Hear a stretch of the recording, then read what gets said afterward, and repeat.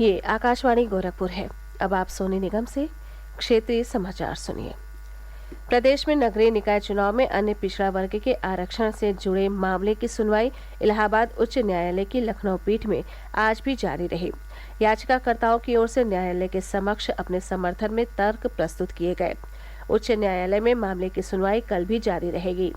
प्रदेश सरकार ने कल न्यायालय में हलफनामा दाखिल कर बताया था कि निकाय चुनाव में अन्य पिछड़ा वर्ग के लिए आरक्षण तय करने की जो प्रक्रिया अपनाई गई है वो उच्चतम न्यायालय द्वारा निर्देशित ट्रिपल टेस्ट फार्मूले की सभी अहर्ताएं पूरी करती हैं।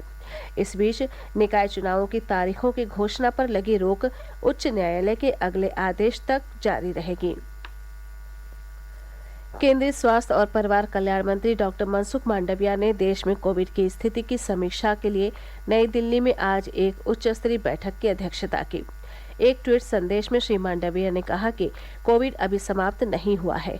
कुछ देशों में कोरोना के मामले लगातार बढ़ रहे हैं। उन्होंने कहा कि सभी को सतर्क रहने की जरूरत है। साथ ही श्री मांडविया ने निगरानी तंत्र को भी मजबूत करने का निर्देश दिया है।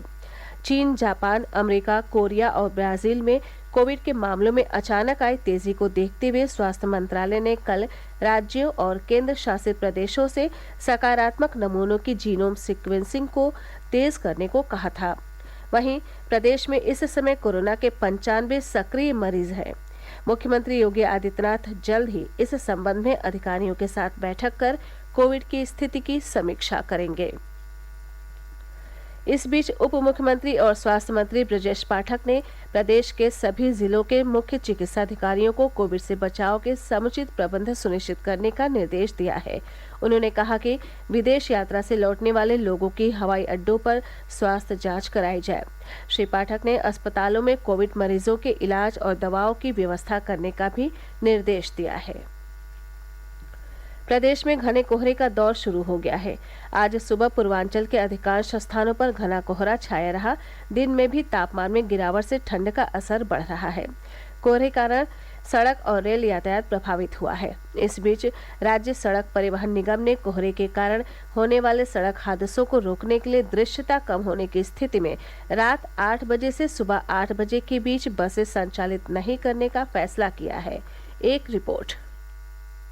आज सुबह 8 बजे के करीब 25 मीटर तक की सबसे कम दृश्यता बरेली, गोरखपुर और बहराइच में दर्ज की गई। श्रावस्ती, बलरामपुर, महाराजगंज, सिद्धार्थनगर, लखनऊ, कानपुर, प्रयागराज, रामपुर और पीलीभीत सहित राज्य के कई जिलों में घना कोहरा छाए रहने से लोगों की मुश्किलें बढ़ गई हैं। अत्यधिक कोहरे के कारण आज सुबह गोरखपुर में राष्ट्रीय राजमार्ग पर कई वाहन आपस में टकरा गए, जिसमें 5 से 6 लोग घायल हुए हैं। पिछले 2 दिनों के दौरान राज्य में इसी तरह के कई हादसे हुए, जिसके बाद प्रदेश सड़क परिवहन निगम ने घना कोहरा होने पर रात्रि के समय बसों के संचालन पर रोक लगा दी है। क्षेत्रीय और सहायक क्षेत्रीय प्रबंधकों को रात 8 बजे से 12 बजे तक बस अड्डों में रुकने और मौसम की स्थिति का आकलन करने का निर्देश दिया गया है। दृश्यता कम होने पर बसों को बस अड्डों या नजदीक के पेट्रोल पंप अथवा टोल प्लाजा पर रोक दिया जाएगा। यहाँ से बस संचालक आगे की यात्रा कोहरा छट जाने पर ही करेंगे। इसके अलावा अगले 1 महीने तक ऑनलाइन टिकट बुकिंग भी बंद कर दी गई है। आकाशवाणी समाचार के लिए गोरखपुर से आदित्य शुक्ला।